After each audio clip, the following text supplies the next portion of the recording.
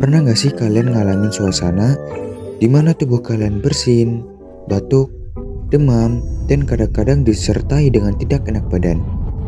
Ya, kita kenal itu dengan sebutan flu. Tentunya kalian pernah ngalamin flu dong. Lalu kira-kira apa sih penyebabnya? Infeksi mikrobaka seperti bakteri, protozoa, atau mungkin disebabkan infeksi jamur uniselular. Flu disebabkan oleh sesuatu yang ukurannya ultra mikroskopis, yaitu sangat-sangat kecil, bahkan jauh lebih kecil dari bakteri sekalipun. Ukurannya kisaran antara 20-300 nanometer dan kita membutuhkan mikroskop elektron untuk melihatnya. Ya, sesuatu itu disebut dengan virus. Virus sendiri diambil dari bahasa Latin yang artinya racun. Virus kadang-kadang disebut sebagai benda mati karena tidak bermetabolisme dan mampu mengkristal. Tetapi, kadang-kadang juga disebut dengan makhluk hidup karena mampu mereplikasi diri atau memperbanyak diri. Karena memiliki ciri sebagai makhluk hidup sekaligus benda mati, virus disebut metaorganisme. Tapi, kamu tahu nggak sih tentang sejarah virus, bentuk-bentuknya, dan cara reproduksinya? Ternyata unik dan menarik loh. Yuk kita bahas. Kita bahas dulu sejarahnya ya. Virus kan kecil sekali ukurannya, tidak terlihat langsung oleh mata. Lalu gimana caranya moyang kita di zaman dulu bisa tahu akan adanya virus? Ternyata virus sudah diketahui keberadaannya oleh manusia sejak tahun 1883 loh. Penemuannya sendiri terjadi secara tidak sengaja ketika seorang ilmuwan Jerman bernama Adolf Meyer meneliti kenapa sih tanaman tembakau bisa sakit seperti itu. Ternyata ditemukan penyebabnya, yaitu sesuatu yang lebih kecil dan lebih sederhana daripada bakteri yang sekarang kita kenal dengan virus. Nah, dari sini kita pertama kali tahu tentang adanya virus.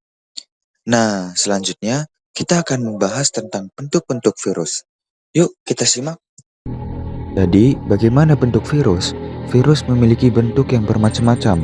Ada yang silindris, oval, polihidris, dan kompleks. Contoh virus yang berbentuk oval adalah influenza, HIV, dan rabies virus. Polihidris ada adenovirus. Silindris ada DMV atau tobacco mosaic virus. Dan kompleks ada bakteriofaga. Yang paling terkenal adalah bakteriofaga, yaitu virus yang menyerang bakteri. Nah, karena bakteriofaga adalah virus yang paling terkenal, jadi mulai dari sini kita akan membahas lebih spesifik lagi tentang bakteriofaga. Selanjutnya, kita akan membahas tentang struktur virus T atau yang dikenal dengan bakteriofag, virus yang menginfeksi bakteri. Virus ini memiliki struktur yang kompleks, dan berikut adalah penjelasan mengenai bagian-bagian utama dari virus T. Yang pertama ada fibra atau tail fibers, struktur seperti benang panjang yang menonjol dari papan dasar virus T. Fibra ini berfungsi sebagai alat untuk mengenali dan menempel pada reseptor spesifik di permukaan bakteri inang. Setelah berinteraksi dengan bakteri, fibra membantu virus menempel secara kuat pada permukaan sel inang. 2. Ada jarum penusuk. Jarum penusuk adalah bagian dari ekor yang berfungsi untuk menembus dinding sel bakteri. Setelah virus menempel pada permukaan sel, jarum ini berkontraksi seperti pegas saat virus menginfeksi bakteri, membantu menyuntikkan materi genetik virus ke dalam sel inang. Kemudian ada papan dasar atau base plate. Papan dasar adalah bagian yang terletak di ujung bawah ekor virus T. Papan dasar ini berperan sebagai tempat meletaknya fibra dan jarum penusuk, serta berfungsi sebagai titik penahan yang menstabilkan virus saat berinteraksi dengan sel inang. Kemudian ada ekor, yaitu struktur panjang yang menghubungkan kepala virus dengan papan dasar.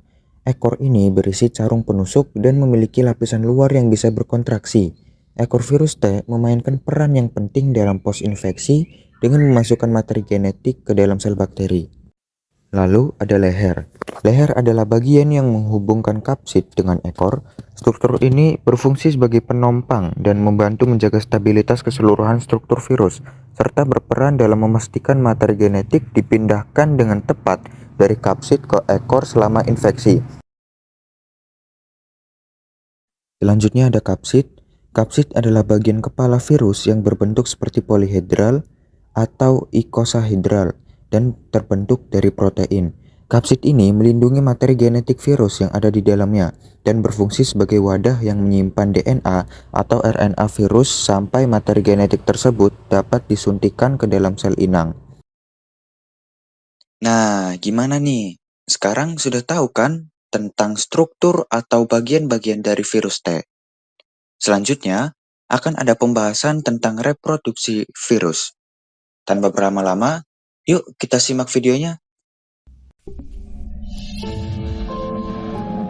Virus disebut juga parasit obligat intraseluler. Hal ini membuat replikasi virus atau reproduksinya unik karena virus tidak dapat bereplikasi tanpa sebuah inang.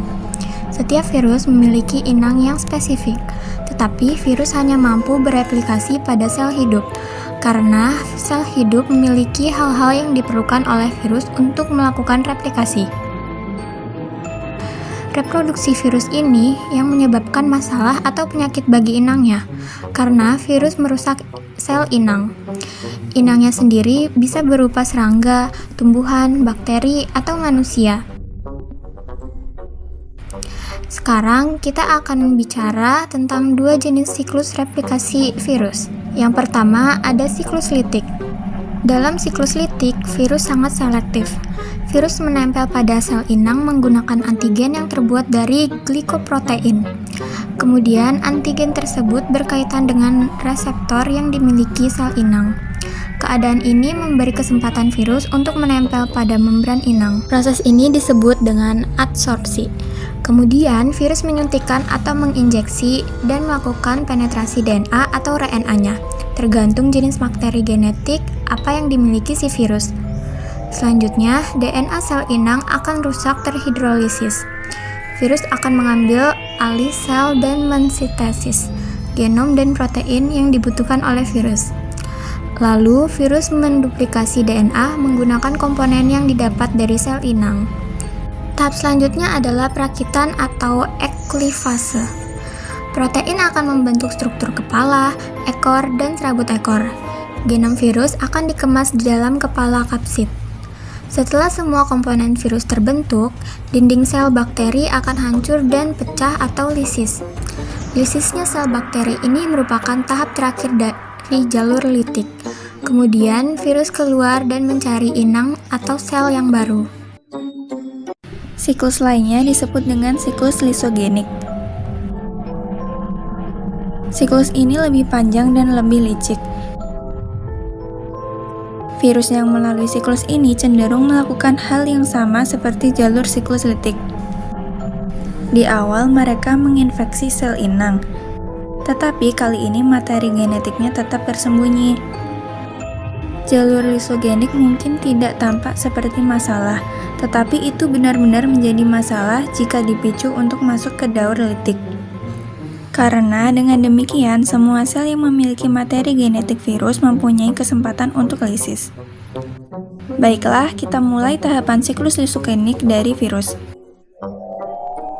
Yang pertama, adsorpsi atau attachment, yaitu tahap pelegatan virus pada reseptor sel inang.